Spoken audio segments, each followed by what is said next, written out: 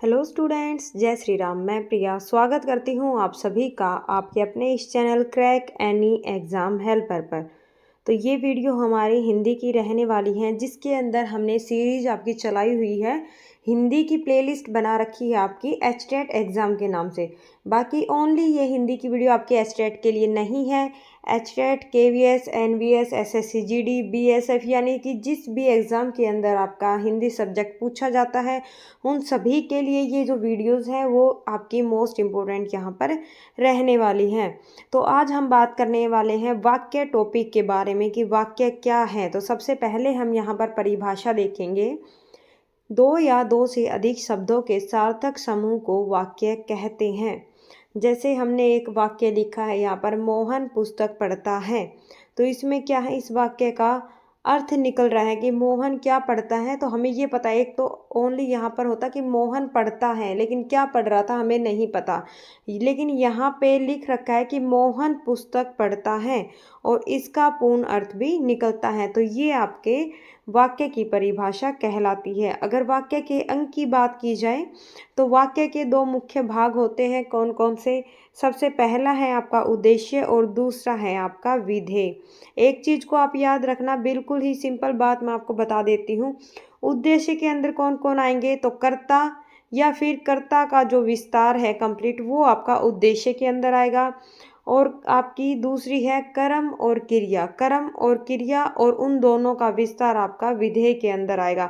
तो आपको इस चीज़ का ध्यान रखना है। यहाँ से क्वेश्चन बनते भी हैं आपके, और किस टाइप के आपके क्वेश्चन बनेंगे वो सभी क्वेश्चन हम वीडियो के अंदर देखेंगे।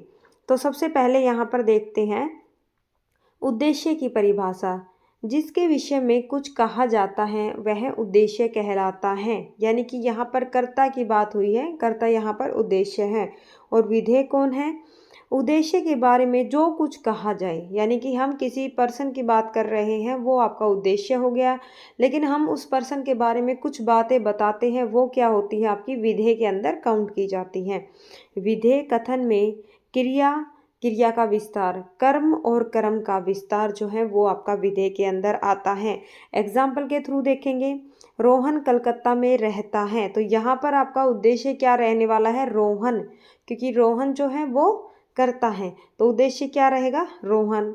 और कलकत्ता में रहता है, रोहन जो है वो कहाँ रहता है? कलकत्ता में रहता है। तो ये यहाँ पर आपका विधेय देखने को मिलेगा।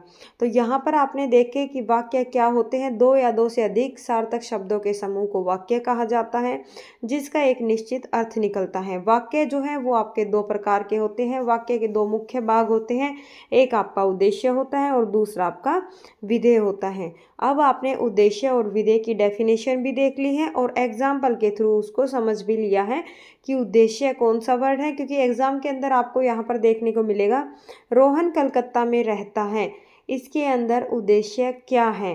रोहन आएगा, कलकत्ता आएगा, या में रहता है या फिर कलकत्ता में रहता है। तो आपको टिक करना है रोहन के ऊपर। इस टाइप के आपके जो क्वेश्चन है वो आपके एग्जाम के अंदर पूछे जाते हैं। आई होप स्टूडेंट्स आप इजीली इस चीज़ को समझ गए होंगे। यहाँ पर हम देखेंगे वाक्य के भेद। वाक्य के कितने भेद होते हैं? अगर हम लोग रचना या फिर बनावट के आधार पर बात करें तो वाक्य के 3 भेद होते हैं। बचपन से आप पढ़ते आ रहे हो कि वाक्य की रचना के आधार पर 3 भेद है। कौन कौन से हैं? सरल वाक्य, संयुक्त वाक्य और एक आपका मिश्र या फिर मिश्रित वाक्य। याद रखना, संयुक्त, सरल और आपका मिश्रित वाक्य, 3 प्रकार के आपके भेद होते हैं रचना या फिर बनावट के आधार पर। लेकिन अगर वहीं पर हम बात करें कि अर्थ के आधार पर वाक्य के कितने भेद होते हैं, तो वो चीज़ भी आपको याद रखनी है। अर्थ के आधार पर कितने भेद होते हैं? 8 भेद यहाँ पर देखने को मिलते हैं। तो वो 8 भेद भी हम करेंगे, लेकिन उससे पहले हम देखते हैं जो आपके 3 भेद होते हैं वो कौन कौन से हैं और उनकी क्या क्या डेफिनेशन है। तो यहाँ पर है सबसे पहला आपका सरल वाक्य। तो सरल वाक्य के अंदर क्या आते हैं? जिस वाक्य में एक क्रिया होती है उसे सरल वाक्य कहा जाता है। यानी कि जो सिंपल साधारण वाक्य होता है उसी को सरल वाक्य के नाम से जाना जाता है। एक उद्देश्य एक विधेय होता है इसके अंदर। जैसे अगर बात करें तो मोहन हंसता है, उद्देश्य देख लो यहाँ पे, उद्देश्य क्या है? मोहन। विधेय की बात करें तो इसकी क्रिया क्या है? मोहन की हंसना। क्रिया क्या आ गई इसके अंदर? हंसना। जैसे राजेश बीमार है, माताजी ने शीला को एक साड़ी दी। ठीक है। मोहन जा रहा है, तो मोहन यहाँ पर उद्देश्य हो गया, जाना उसकी क्रिया हो गई यानी कि विधेय हो गया। नेक्स्ट है यहाँ पर आपका दूसरा संयुक्त वाक्य। दो वाक्यों से मिलकर बनते हैं आपके संयुक्त वाक्य। इसके अंदर दो ही क्रियाएं होती हैं और दोनों वाक्य समुच्चयबोधक अव्यय यानी कि और, अथवा, किंतु, परंतु, लेकिन, या से आपके जुड़े हुए होते हैं, वहीं आपके संयुक्त वाक्य कहलाते हैं। और एक चीज़ आपको और याद रखनी है, ये दोनों पूर्ण अर्थ देने में सक्षम होते हैं।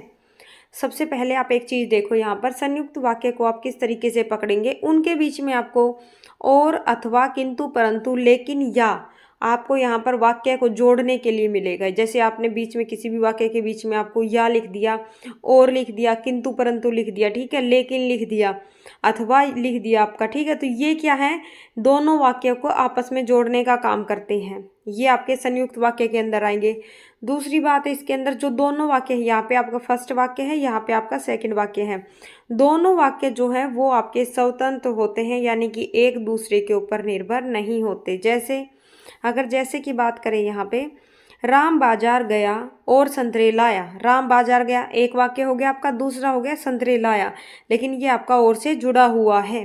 नेक्स्ट है सच बोलो परंतु कटु सत्य न बोलो। यहाँ पर आपको परंतु देखने को मिला। हम सब दिल्ली घूमने गए और वहाँ 4 दिन रहे। यहाँ पर फिर से आपको और देखने को मिल गया। तो सबसे अच्छी आपकी पहचान यहाँ पर रहने वाली है संयुक्त वाक्य के लिए कि यहाँ पर आपको वाक्य के बीच में जैसे दोनों आपके वाक्य अलग अलग हैं, लेकिन उन दोनों के बीच में आपको और, किंतु, परंतु, लेकिन, या, अथवा आपको देखने को मिलेगा। तो इजीली आप इन चीज़ों से क्या है, अभी आपने एक बार वीडियो को देखो, उसके बाद में आपको टेलीग्राम के ऊपर जैसे ही आप जाओगे, वीडियो के डिस्क्रिप्शन में टेलीग्राम का लिंक दे रखा है, टेलीग्राम को ज्वाइन करो, पीडीएफ आपको वहाँ पर मिल जाएगी। पीडीएफ के द्वारा आप इस चीज़ को दोबारा रिवाइज कर सकते हो।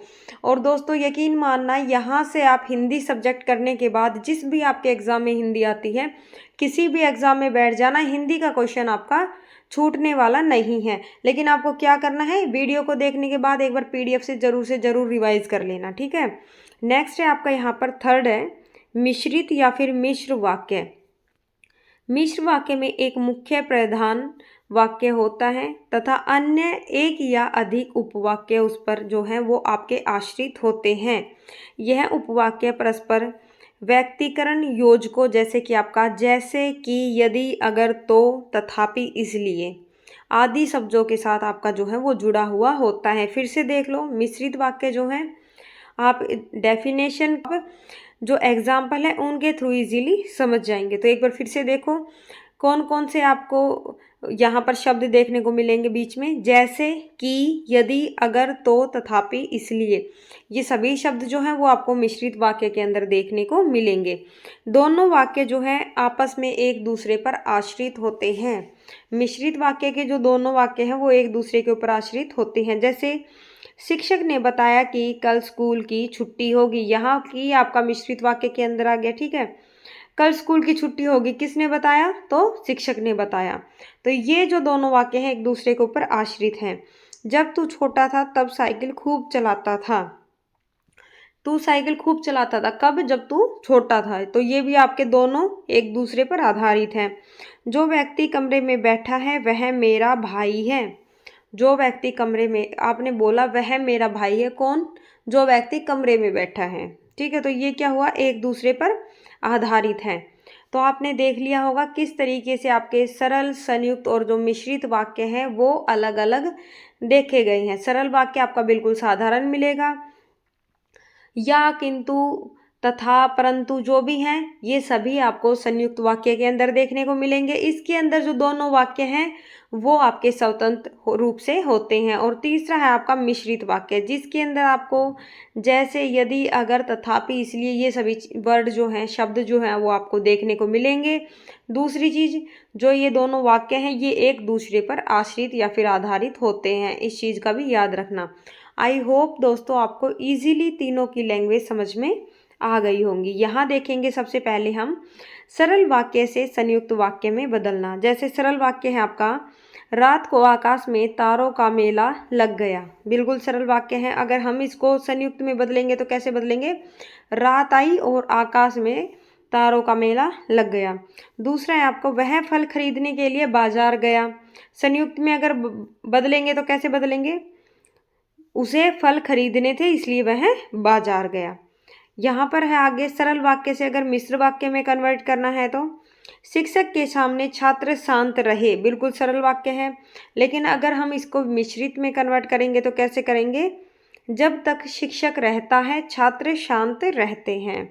तो ये आप देख सकते हो। और दोस्तों एक चीज़ मैं आपको और बता दूं, जैसे ही एग्ज़ाम के अंदर आपको ये क्वेश्चन देखने को मिलेंगे तो आपको ऑप्शन बने बनाए मिलते हैं। अगर आपने इजीली अच्छे तरीके से क्वेश्चन को रीड किया है और आपने ऑप्शन देखे हैं तो आप 90% क्वेश्चन को उसी टाइम पर सोल्व कर लेते हैं। लेकिन आपकी गलती क्या होती है कि आप क्वेश्चन में ऑप्शन देख, क्वेश्चन को आप कम पढ़ोगे, ऑप्शन को आप ज़्यादा देखोगे, इसलिए आप लोग कंफ्यूज हो जाते हो और गलत के ऊपर टिक कर देते हो। इसलिए सबसे पहले आपको क्वेश्चन को अच्छे से रीड करना है, उसके बाद आपको आंसर देखना है, ठीक है। नेक्स्ट यहाँ पर संयुक्त वाक्य से सरल वाक्य। रानी ने एक पेन मांगा और वह उसे मिल गया। अगर इसको हम सरल वाक्य में बनाएंगे तो कैसे बनाएंगे? रानी के पेन मांगने पर उसे मिल गया। एक दूसरा है आपका वह नहीं आई क्योंकि वह बीमार है। यहाँ पर आपका सरल वाक्य आएगा वह बीमारी के कारण नहीं आई, ठीक है। तो देख लो आप किस तरीके से, बिल्कुल इजी क्वेश्चन है जो आपके एग्जाम के अंदर पूछे जाते हैं। नेक्स्ट है आपका संयुक्त वाक्य से मिश्रित वाक्य बनाना। वह तेज दौड़ता तो गाड़ी मिल जाती। और यहाँ पर मिश्रित कैसे बनेगा? यदि वह तेज दौड़ता तो गाड़ी मिल जाती। यहाँ पर यदि का यूज कर दिया, यदि वह तेज दौड़ता तो गाड़ी मिल जाती। मेरा कुत्ता काला है और गली में घूम रहा है। अगर यहाँ पर मिश्रित वाक्य बनाए जाए तो क्या आएगा? मेरा जो कुत्ता काला है वह गली में घूम रहा है। यहाँ पर जो वर्ड आपका जो है, जो शब्द आपका प्रयोग में लाया गया है, जैसे मेरा जो कुत्ता काला है वह गली में घूम रहा है। नेक्स्ट है यहाँ पर मिश्रित वाक्य से सरल वाक्य के अंदर कन्वर्ट करना। यद्यपि वह अधिकारी बन गया है फिर भी उसका व्यवहार पहले जैसा है। और यहाँ पर अगर सरल वाक्य की बात की जाए, अधिकारी बनने के बाद भी उसका व्यवहार पहले जैसा है। चाहे वह आदमी अच्छा हो या फिर वो आदमी बुरा हो, उसका व्यवहार जो है वो सेम पहले जैसा है। नेक्स्ट है यहाँ पर मिश्रित से सरल वाक्य। अगर मिश्रित से अगर संयुक्त वाक्य के अंदर अगर हम लोग देखेंगे तो क्या देखेंगे? मिश्रित वाक्य है आपका जब भी मैं वहाँ गया उसने मेरा सत्कार किया। लेकिन अगर हम इसी वाक्य को अगर हम संयुक्त में कन्वर्ट करेंगे तो आपका आएगा मैं वहाँ गया और उसने मेरा सत्कार किया। नेक्स्ट यहाँ पर अर्थ के आधार पर, अब हम देखेंगे अर्थ के आधार पर वाक्य के कितने भेद होते हैं। तो आपके 8 भेद होते हैं। कौन कौन से हैं? विधानवाचक वाक्य, निषेधवाचक वाक्य, प्रश्नवाचक वाक्य, विषमयादी बोधक। विषमयादी बोधक के लिए आपको ये साइन देखने को मिलेगा, बिल्कुल इजी है, इजीली आप पहचान लोगे, ठीक है। आज्ञावाचक वाक्य, इसके अंदर आपको ऑर्डर देखने को मिलेगा। इच्छावाचक, जहाँ पर ब्लेस वगैरह की बात की जाए, किसी भी चीज़ की इच्छा हो या हम किसी को आशीर्वाद देते हैं, वो सभी आपकी इच्छावाचक के अंदर आएगी। संकेतवाचक के अंदर कोई भी संकेत आपको देखने को मिलेगा। और संदेहवाचक के अंदर आपको जहाँ पर शक वगैरह की उत्पत्ति होती है किसी भी वाक्य के अंदर, तो वो आपका संदेहवाचक वाक्य के अंदर आता है। निषेधवाचक वाक्य में आपका नहीं का प्रयोग होता है, किसी भी चीज़ के लिए मना करना या फिर नहीं लिखना, वहाँ पर आपका निषेधवाचक वाक्य आएगा, ठीक है। तो यहाँ पर हम देखते हैं वह वाक्य जिससे सामान्य कथन का पता चले उसे विधानवाचक वाक्य कहते हैं। जैसे पंजाब एक राज्य है, कपिल एक अच्छा गायक है, वह पुस्तक नेहा पुस्तक पढ़ती है, या वह पुस्तक मेरी है, वह घर नेहा का है, यह गाड़ी मेरी है। तो ये सभी क्या है? आपके विधानवाचक वाक्य के अंदर आपकी काउंट की जाती हैं, क्योंकि यहाँ पर बिल्कुल ही सामान्य कथन का प्रयोग किया गया है। दूसरा है आपका निषेधवाचक वाक्य।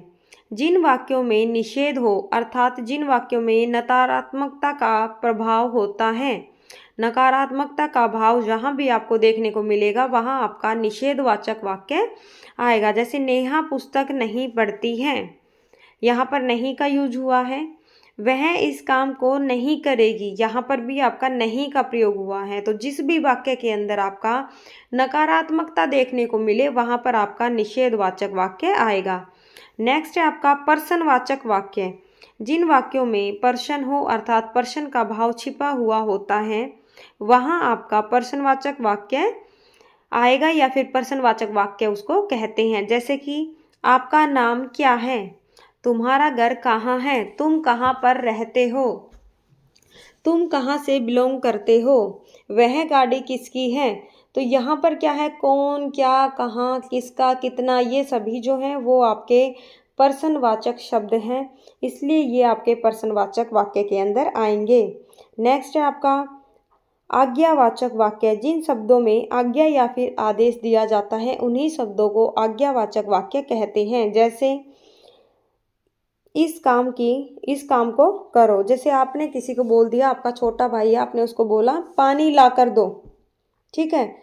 या आप कहीं पर भी कुछ भी काम कर रहे हैं, जैसे कि आप स्कूल के प्रिंसिपल हैं और आपने एक टीचर को बोल दिया 9वीं कक्षा के विद्यार्थियों को पढ़ाओ, तो आपने क्या दिया है, उनको आदेश दिया है, ऑर्डर दिया है आपने कि आप ये काम करो, ठीक है। आपने बच्चों को क्लासरूम में बोल दिया शांत हो जाओ या चुपचाप से बैठो, ठीक है। पहले खाना खाओ, यहाँ पर खाना आएगा, पहले खाना खाओ, काम बाद में करो, पहले खाना खाओ। तो ये जो सभी चीज़ें हैं ये आपकी आज्ञावाचक वाक्य के अंदर आती हैं। नेक्स्ट है आपका विषमयादि वाचक वाक्य। वह वाक्य जिसमें शोक, प्रेम, हर्ष, उल्लास आदि का भाव प्रकट होता है उन्हें विषमयादि बोधक वाक्य कहते हैं। जैसे वह क्या भोजन है, हाय कितना गलत हुआ, अरे मैं जा रहा हूँ, या अरे वो आ गया, ठीक है। तो यहाँ पर ये वाला सिंबल आपको देखने को मिलेगा, ये साइन आपका आएगा विषमयादि बोधक के अंदर। तो आप जैसे ही वाक्य को देखेंगे तो इजीली वाक्य को देखने के बाद आप ये चीज़ जान जाओगे कि ये आपका विषमयादि बोधक का वाक्य है, ठीक है। नेक्स्ट है आपका इच्छावाचक वाक्य। जहाँ पर इच्छा प्रकट होती है या जिस वाक्य के अंदर आशीर्वाद का बोध होता है उन्हें ही इच्छावाचक वाक्य कहते हैं। जैसे ईश्वर तुम्हें सदा खुश रखे, तुम्हारा सफ़र अच्छा गुजरे, ठीक है। मैं चाहता हूँ कि तुम्हारी उम्र लंबी हो, या भगवान करे तुम्हें लंबी उम्र प्राप्त हो। तो ये सभी चीज़ें जो हैं वो आपकी इच्छावाचक के अंदर आती हैं। नेक्स्ट है आपका संकेतवाचक वाक्य। वह वाक्य जिसमें एक वाक्य दूसरे वाक्य पर आश्रित हो या आश्रित होने का संकेत करता हो, वही आपका क्या है, संकेतवाचक वाक्य कहलाता है। जैसे कि अगर बात की जाए, अगर तुम और प्रयास करते तो विजेता होते, उसने संकेत दिया है अगर तुम और ज़्यादा प्रयास करते और ज़्यादा परिश्रम करते तो तुम जरूर सफल होते। तुम घूमने जाओगी तो मैं जाऊंगा, तुम घूमने जाओगी तो मैं जाऊंगा, यानी कि उसने संकेत दिया है कि तुम घूमने जाओगी तो मैं जाऊंगा। नेक्स्ट है आपका संदेहवाचक वाक्य। संदेहवाचक वाक्य अपने नाम से ही स्पष्ट करता है, जैसे कि जहाँ पर भी आपको शक या फिर संदेह उत्पन्न होता है। जैसे शीला खाना खा रही होगी, आपको नहीं पता कि उसने खाना खाया है या नहीं खाया, लेकिन आप यहाँ पर संदेह उत्पन्न कर रहे हैं कि शीला खाना खा रही होगी, शायद वह कल आएगा, शायद वह कल आएगा। तो ये आपका जो है संदेहवाचक वाक्य के अंदर आता है। अगर एक वाक्य के सभी उदाहरण देखें तो यहाँ पर उदाहरण देखना, विधानवाचक के अंदर आएगा रमेश खाना बनाता है, निषेधवाचक के अंदर नहीं लग जाएगा, रमेश खाना नहीं बनाता है। पर्सनवाचक के अंदर आपका पर्सन का सिंबल आएगा, जैसे कि क्या रमेश खाना बनाता है। विषमयादि बोधक की अगर बात करें, वह रमेश खाना बनाता है। अगर आज्ञा की बात करें तो आप ऑर्डर दोगे, जैसे रमेश खाना बनाओ। इच्छा की बात की जाए, यहाँ पर आपने क्या लिखा, काश रमेश खाना बनाता, यानी कि आपने यहाँ पर जो काश वर्ड यूज़ किया है वो किसके लिए किया है, इच्छा के लिए। नेक्स्ट है आपका संकेतवाचक, जहाँ पर संकेत दिया जाए, जैसे यदि रमेश खाना बनाता तो वह भूखा न रहता, ठीक है। और नेक्स्ट है आपका संदेहवाचक, और लास्ट है ये संदेह के, यहाँ पर संदेह की बात की गई है, जैसे रमेश खाना बना रहा होगा, यानी कि नहीं पता आपको कि रमेश क्या कर रहा है, लेकिन आपने संदेह किया है कि रमेश खाना बना रहा होगा। तो यहाँ पर देखो स्टूडेंट, आपके जो कॉन्सेप्ट था, वाक्य का जितना भी कॉन्सेप्ट था वो आपने क्लियर कर लिया है। बहुत ही इजी क्लास आपकी ये रही होगी। और मैं आशा करती हूँ कि जो क्वेश्चंस हैं वो भी मैं आपको इसी अच्छे तरीके से समझाऊँ कि आपके जो भी डाउट हैं वो सभी यहाँ पर क्लियर हो जाए। और आप भी ये कोशिश किया करो कि खुद से आप वीडियो को पॉज करके क्वेश्चन को पढ़ो, आंसर को पढ़ो, क्योंकि आपने कंसेप्ट कर लिया तो आप क्वेश्चन आंसर खुद भी लगा सकते हो। और उसके बाद में आप क्वेश्चन को देखो कि मैंने क्या आंसर बताया है, ठीक है। जैसे आपका फर्स्ट क्वेश्चन है यहाँ पर, आप ऑफिस जाएंगे या पार्क, वाक्य संबंधित हैं। तो यहाँ पर देखो, सबसे पहले आपको वाक्य पहचानने की चीज़ बताऊँ, आप ऑफिस जाएंगे या पार्क। यहाँ पर या का प्रयोग हुआ है और या जो है वो आपका संयुक्त के लिए आता है। कौन से वाक्य के लिए आता है? संयुक्त वाक्य के लिए। और, किंतु, परंतु, अथवा, या, ये सभी किसके लिए आते हैं? संयुक्त वाक्य के लिए। आप ऑफिस जाएंगे या फिर आप पार्क जाएंगे, ठीक है। दोनों अलग अलग वाक्य हैं, स्वतंत्र रूप से हैं, या का प्रयोग हुआ है। डेफिनेटली इसके अंदर आपका आंसर आएगा ऑप्शन नंबर ए, संयुक्त वाक्य, ठीक है। दूसरा था प्रश्नवाचक वाक्य, नहीं आता क्योंकि वहाँ पर प्रश्नवाचक का सिंबल नहीं है। सरल वाक्य भी नहीं है ये। सरल वाक्य इस तरीके से होता, आप ऑफिस जाएंगे, ये आपका सरल वाक्य होता, ठीक है। अगर क्या लगा देते कि क्या आप ऑफिस जाएंगे तो आपका प्रश्नवाचक होता। मिश्रित वाक्य, ये आपका मिश्रित वाक्य भी नहीं है। नेक्स्ट है आपका, सुबह हुई सब प्रसन्न हो गए, वाक्य का संयुक्त वाक्य रूपांतरण कीजिए। तो बताइए आपका कौन सा जो ऑप्शन है वो बिल्कुल करेक्ट रहने वाला है। क्वेश्चन को पहले आप सोल्व करो, उसके बाद मैं आपको करवाऊंगी। ऑप्शन नंबर ए है, सुबह होते ही सभी प्रसन्न हो गए, यानी कि खुश हो गए। दूसरा है आपका, सुबह हुई और सब प्रसन्न हो गए। तीसरा है आपका, जैसे ही सुबह हुई सभी प्रसन्न हो गए। और चौथा है आपका, उपयुक्त में से कोई भी नहीं। संयुक्त वाक्य बनाना है आपको, सुबह हुई सब प्रसन्न हो गए, संयुक्त बनाओ। बताओ कौन सा ऑप्शन आपका यहाँ पर बिल्कुल करेक्ट रहने वाला है, ए, बी, सी या फिर डी।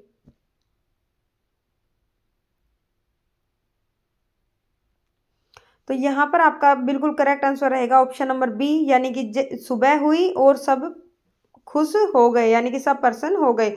ऑप्शन नंबर बी यहाँ पर सही है। लेकिन अगर यहाँ पर आपको संयुक्त की जगह मिश्रित दे देता कि इसमें से मिश्रित वाक्य में बदलना है आपको, तो क्या होता आपका आंसर? मिश्रित वाक्य और लगाओ यहीं पर। तो मिश्रित वाक्य में आता आपका ऑप्शन नंबर सी, जैसे ही सुबह हुई सभी वैसे ही सभी पर्सन हो गए। और अगर यहाँ पर आपको सरल वाक्य देखने को मिलता तो आपका ऑप्शन नंबर ए बिल्कुल करेक्ट रहता, सुबह होते ही सभी पर्सन हो गए, यानी कि ये आपका सरल, संयुक्त और ये आपका मिश्रित तीनों दे रखी हैं। एक क्वेश्चन को एनालाइज करके याद किया करो, कोई भी क्वेश्चन हो उसको कंप्लीट रीड किया करो। आप ये सोचा करो कि ये जो ऑप्शन है तो ये किस तरीके से आता। आपने यहाँ पे संयुक्त देखा है कि संयुक्त वाक्य के अंदर रूपांतरण करना है, तो आप कोशिश करें कि इसके साथ में आप सरल भी क्लियर कर ले और मिश्रित भी क्लियर कर ले, ताकि आपको ज़्यादा दिक्कत ना हो एग्जाम के टाइम में। नेक्स्ट है आपका, उसने पिज्जा खाया और चक्कर खाकर गिर पड़ा, वाक्य का मिश्र वाक्य में रूपांतरण कीजिए। ये वाक्य जो है आपका कौन सा वाक्य है? सबसे पहले ये चीज़ बताओ, उसने पिज्जा खाया और चक्कर खाकर गिर पड़ा। तो ये आपका यहाँ पर और का यूज हुआ है, और शब्द जो है वो आपका संयुक्त वाक्य के अंदर आता है, ठीक है। तो ये आपका संयुक्त वाक्य है और इसको मिश्रित के अंदर कन्वर्ट करना है। तो बताओ कौन सा ऑप्शन आपका सही रहेगा, ए, बी, सी या फिर डी। ए में है आपका, पिज्जा खाते ही वह चक्कर खाकर गिर पड़ा। बी में है आपका, वह पिज्जा खाकर चकराकर गिर पड़ा। सी में है, उसने जैसे ही पिज्जा खाया वैसे ही चक्कर खाकर गिर पड़ा। और ऑप्शन नंबर डी में लिख रखा है, पिज्जा वह जैसे ही खाया चक्कर खाकर गिर पड़ा। तो बताओ कौन सा आपका बिल्कुल करेक्ट जो ऑप्शन है वो रहने वाला है। मिश्रित वाक्य के अंदर बदलना है, ये क्वेश्चन को भी अच्छे से देख लेना, ए, बी, सी या फिर डी। ज़्यादा टाइम मत लगाओ, इसमें आएगा आपका ऑप्शन नंबर सी, उसने जैसे ही पिज्ज़ा खाया वैसे ही चक्कर खाकर गिर पड़ा। ये आपका ऑप्शन नंबर सी बिल्कुल राइट आंसर यहाँ पर आपका रहने वाला है। वीडियो को देखो दोस्तों, वीडियो को बीच में पॉज करके फिर आप क्वेश्चन को अच्छे से रीड करो, ऑप्शन को रीड करो और उसके बाद में आप मेरा आंसर देखा करो, ताकि आपका भी साथ के साथ प्रैक्टिस आपकी जो है वो होती चली जाए। नेक्स्ट है यहाँ पर क्वेश्चन नंबर 4, बच्चा दौड़कर मेरे पास आया, वाक्य का संयुक्त रूप है। यह आपका सरल वाक्य दे रखा है, बच्चा दौड़कर मेरे पास आया, इसका संयुक्त रूप कौन सा है? बच्चा तेजी से दौड़कर मेरे पास आया, या फिर बच्चा दौड़ा और मेरे पास आया। बच्चा जैसे ही दौड़ा मेरे पास आ गया। और फोर्थ है आपका बच्चा जल्दी जल्दी दौड़ा और मेरे पास आ गया। बताओ कौन सा है, ए, बी, सी या फिर डी। संयुक्त के अंदर बदलना है आपको और यहाँ पर सिर्फ एक ही वाक्य के अंदर देखने को मिला है, बच्चा दौड़ा और मेरे पास आया, यानी कि ऑप्शन नंबर बी जो है वो आपका बिल्कुल करेक्ट आंसर है। यहाँ पर फोर्थ का ऑप्शन नंबर बी जो है वो आपका बिल्कुल राइट आंसर है। क्वेश्चन नंबर 5 देखना। शीला आई और चली गई वाक्य का सरल रूप है। ये आपका संयुक्त वाक्य दे रखा है, शीला आई और चली गई, इसको सरल वाक्य के अंदर कन्वर्ट करो। शीला आई और गई, बी है यहाँ पर शीला आकर चली गई, सी है आपका शीला आई और खड़े खड़े चली गई, ठीक है। और फोर्थ है जैसे ही शीला आई वह चली गई। बताओ आपका करेक्ट आंसर कौन सा रहने वाला है। Question number 5। यहाँ पर आपका ऑप्शन नंबर बिल्कुल जो बी है वो बिल्कुल राइट है। जिन्होंने भी ऑप्शन नंबर बी पर टिक किया था उन सभी का सही है। शीला आकर चली गई, शीला आकर चली गई। अगर संयुक्त की बात की जाए तो आपका ये लिख ही रखा है शीला आई और चली गई, लेकिन अगर मिश्रित वाक्य के लिए बोलता तो आपका ऑप्शन नंबर डी होता, जैसे ही शीला आई वह चली गई। नेक्स्ट है यहाँ पर क्वेश्चन नंबर 6 देखना। कमाने वाला खाएगा, मिश्र वाक्य रूप बताइए। कमाने वाला खाएगा, ये आपका सरल वाक्य दे रखा है कि कमाने वाला खाएगा, इसका मिश्रित वाक्य बताइए। जैसे ही वह कमाएगा तब से खाएगा, कमाने वाला ही खाएगा, कमाने वाला ही खाता है, या फिर जो कमाएगा वह खाएगा। ए, बी, सी या फिर डी। क्वेश्चन नंबर 6, इसका बिल्कुल राइट आंसर रहने वाला है जो कमाएगा वह खाएगा, और दोनों एक दूसरे के ऊपर आश्रित है वाक्य, देख लो। वह खाएगा कैसे, कौन खाएगा, जो कमाएगा वो खाएगा, ठीक है। तो ऑप्शन नंबर जो डी है वो आपका यहाँ पर बिल्कुल राइट आंसर रहने वाला है। नेक्स्ट है क्वेश्चन नंबर 7। वाक्य के जिस अंग में क्रिया, कर्म आदि होते हैं उसे क्या कहते हैं। क्रिया, कर्म या फिर क्रिया का विस्तार और कर्म का विस्तार, अगर इन चारों में से जो भी चीज वाक्य के अंदर देखने को मिले तो उसको क्या कहते हैं, उसको क्या कहते हैं। ऑप्शन नंबर ए विधेय कहा जाता है, ठीक है। और उद्देश्य किसको बोलते हैं, जहां पर कर्ता, ठीक है, कर्ता या फिर कर्ता का विस्तार देखने को मिले वो आपका उद्देश्य के अंदर आएगा। दोनों चीजों को याद रखना, विधेय के अंदर आएगा आपका क्रिया, कर्म, कर्म का विस्तार और क्रिया का विस्तार, और आपका उद्देश्य के अंदर आएगा कर्ता और फिर कर्ता का विस्तार।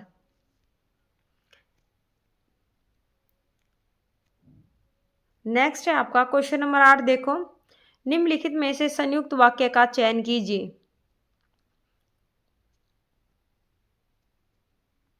राजस्थान में ठंड होती है, यह तो ठीक वैसा ही है जैसा तुमने बताया था।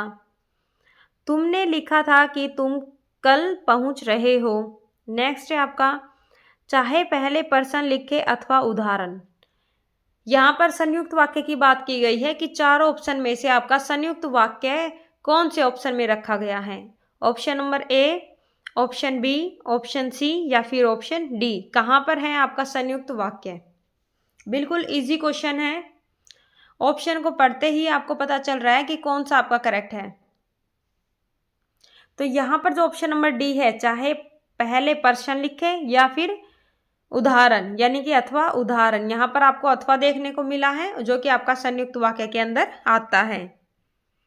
नेक्स्ट है यहाँ पर क्वेश्चन नंबर 9। अर्थ के अनुसार वाक्य का भेद नहीं है। निषेध वाक्य, पर्सन वाक्य, सरल वाक्य या फिर विधि वाक्य। पहले तो ये देखो कि अर्थ के आधार पर वाक्य के कितने भेद होते हैं, तो अर्थ के आधार पर होते हैं वाक्य के 8 भेद, ठीक है।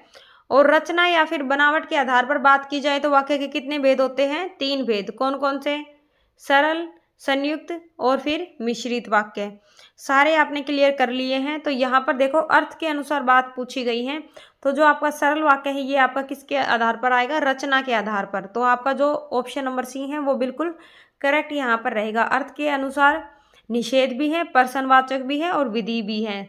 इसके अलावा आपका संकेत आएगा, संदेह आएगा, इच्छावाचक भी आएगा, ठीक है। नेक्स्ट है आपका क्वेश्चन नंबर 10 देखना, जहाँ गंगा यमुना बहती है वह देश उपजाऊ है। वाक्य है, कैसा वाक्य है? संयुक्त वाक्य है, मिश्र वाक्य है, साधारण वाक्य है या फिर आपका निषेधवाचक वाक्य है।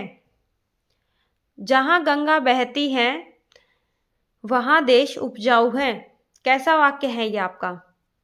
देखो यहाँ पर और, किंतु, परंतु, यदि, तथा कुछ देखने को मिला आपको? नहीं मिला।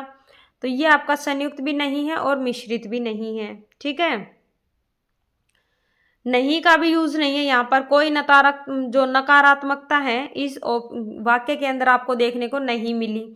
तो ये आपका निषेध भी नहीं है। तो ये तीनों को जो ऑप्शन है वो आपके गलत हो जाएंगे। यानी कि जहाँ गंगा यमुना बहती है वह आपका देश उपजाऊ है, और ये आपका साधारण या फिर सरल वाक्य है। यहाँ पर देखो क्वेश्चन नंबर 11, निम्नलिखित वाक्य में उद्देश्य का सही विकल्प पहचानिए। यहाँ पर वाक्य दे रखा था, वाक्य यहाँ पर टाइप नहीं किया टाइपिस्ट ने, तो आप वाक्य देख लेना। वाक्य है आपका, माँ चाकू से ताजा फल काट रही है। क्या आएगा आपका? माँ चाकू से ताजा फल काट रही है। तो इसके अंदर उद्देश्य को पहचानना है। उद्देश्य कौन है? उद्देश्य रहेगा आपका कर्ता और कर्ता का विस्तार। तो कर्ता क्या है इसके अंदर? माँ। तो ये आपका दोनों कट जाएंगे, इनके अंदर माँ नहीं है। तो आपका ऑप्शन नंबर ए और सी में से है। कर्ता आपका माँ हो गया, और यहाँ पर चाकू से ये आपका विस्तार हो गया। कर्ता का विस्तार किससे काट रही है? चाकू से। तो ऑप्शन नंबर सी जो है वो आपका बिल्कुल करेक्ट आंसर यहाँ पर रहने वाला है। माँ चाकू से और ताजा फल काट रही है, ये चीज आपका कर्म हो गया। ठीक है, तो आपका उद्देश्य क्या पूछा इसमें? माँ चाकू से। नेक्स्ट है यहाँ पर क्वेश्चन नंबर 12 देखो, भगवान तुम्हें दीर्घायु प्रदान करे या फिर भगवान तुम्हें दीर्घायु करे, यह कैसा वाक्य है? आपको पहले ही बताया था, इच्छावाचक वाक्य के अंदर में आपका जो मतलब जितनी भी आपकी इच्छाएं हैं वो भी आती हैं। आशीर्वाद भी आपका इच्छावाचक के अंदर ही आता है। विधानवाचक है, निषेधवाचक है, नहीं है निषेध, इसमें कोई नकारात्मकता नहीं है। प्रश्नवाचक भी नहीं है क्योंकि इसमें कोई भी प्रश्नवाचक का सिंबल नहीं दे रखा। तो आपका विधानवाचक आएगा या फिर इच्छावाचक। तो यहाँ पर आपका इच्छावाचक रहने वाला है, यानी कि ऑप्शन नंबर जो डी है वो आपका बिल्कुल करेक्ट यहाँ पर आपको देखने को मिलेगा, क्योंकि यहाँ पर दे रखा है कि भगवान तुम्हें दीर्घायु करे, ये आपका इच्छावाचक के अंदर आएगा।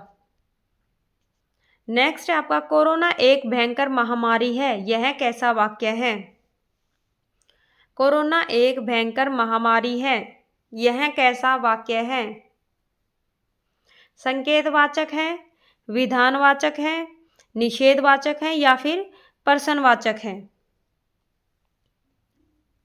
1 मिनट का टाइम आपको मिलेगा, जल्दी से क्वेश्चन का आंसर बताओ। कौन सा ऑप्शन जो है वो आपका बिल्कुल करेक्ट यहाँ पर है? ऑप्शन ए, बी, सी या फिर डी? किस तरीके से ऑप्शन देखोगे? प्रश्नवाचक नहीं है क्योंकि यहाँ पर प्रश्नवाचक का कोई सिंबल नहीं है। ठीक है, दूसरा यहाँ पर निषेधवाचक भी नहीं है क्योंकि नकारात्मकता यहाँ पर नहीं दे रखी। बच गए आपके ए और बी। संकेतवाचक भी नहीं है क्योंकि यहाँ पर कोई संकेत आपको देखने को नहीं मिला।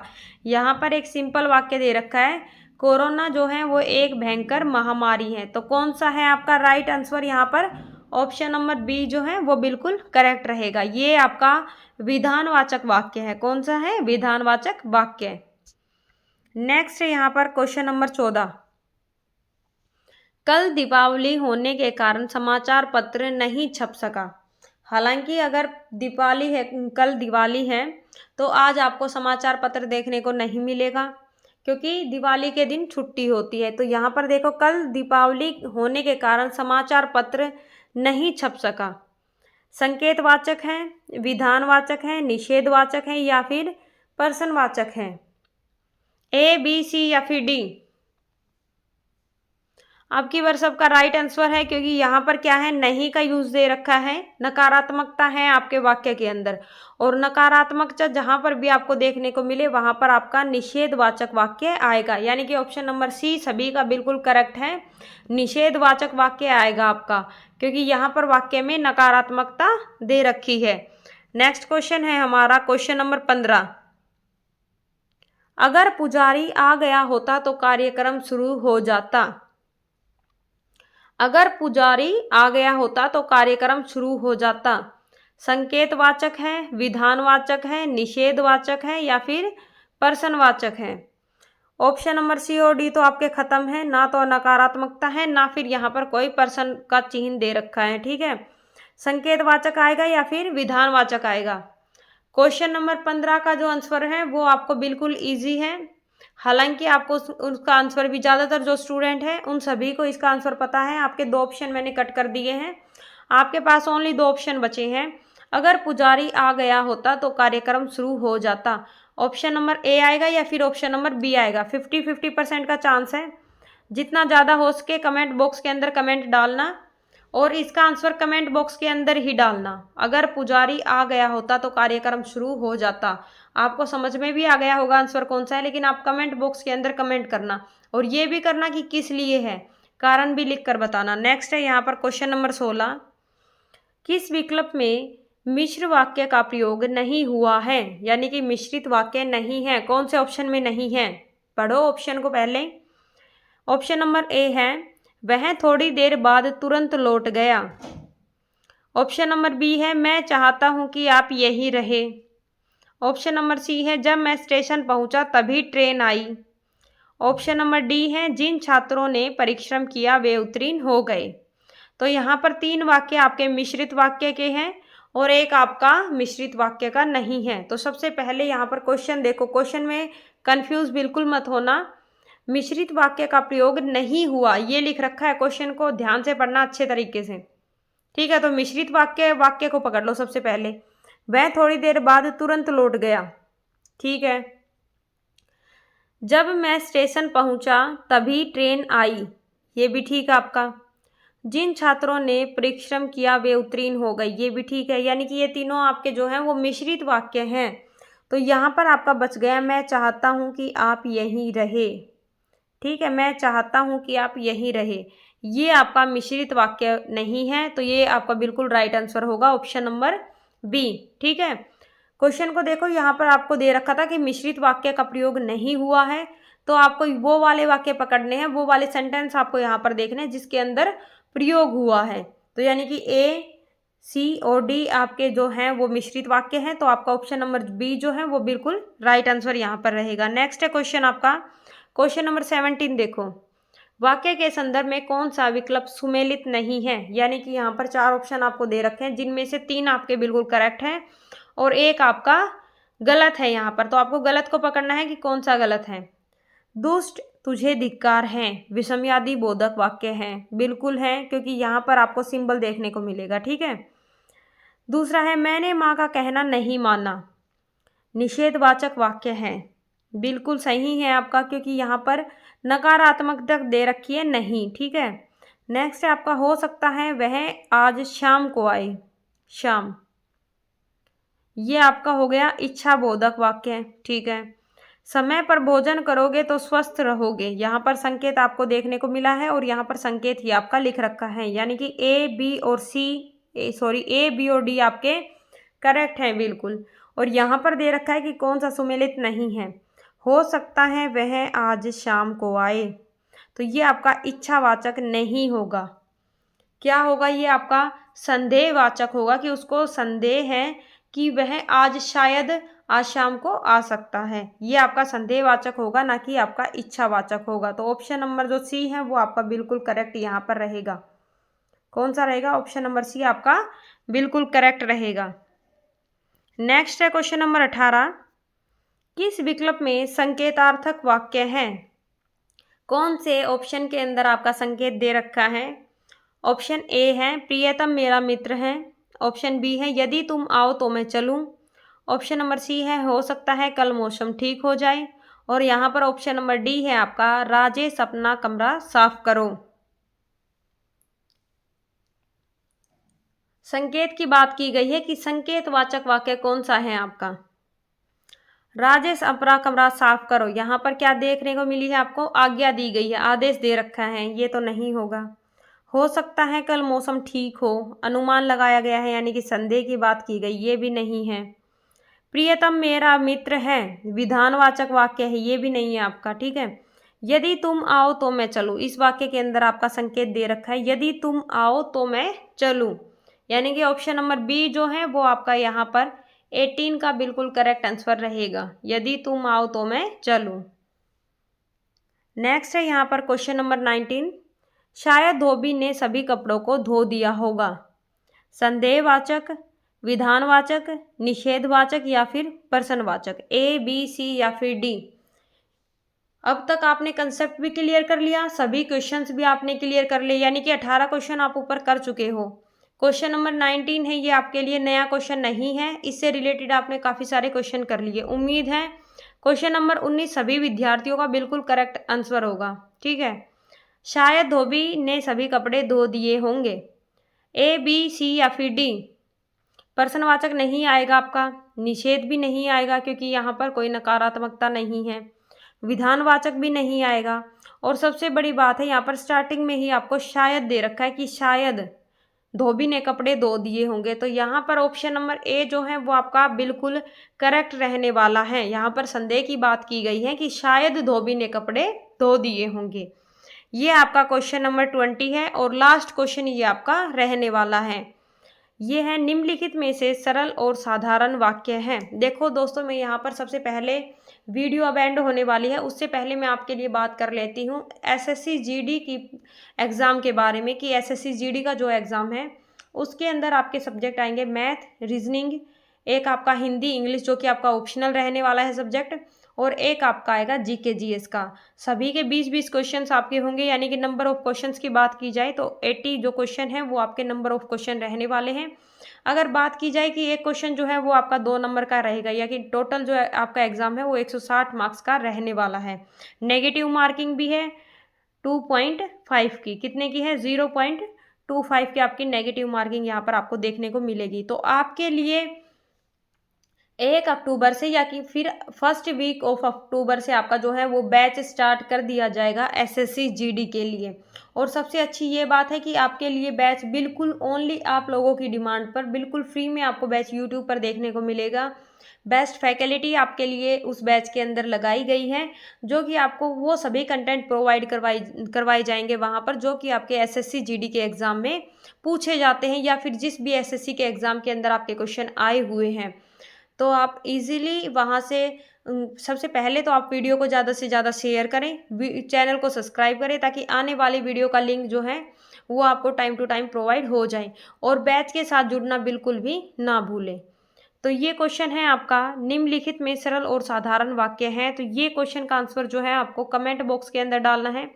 पीडीएफ जो है आपको टेलीग्राम का लिंक दे दिया जाएगा डिस्क्रिप्शन के अंदर, वहां से जाकर आप टेलीग्राम को ज्वाइन कर लें। हिंदी की पीडीएफ आपको वहां पर मिलेगी, और इस क्वेश्चन का आंसर आपको कमेंट बॉक्स में जरूर से जरूर देना है। थैंक यू दोस्तों, जय श्री राम। मिलते हैं नेक्स्ट वीडियो के अंदर।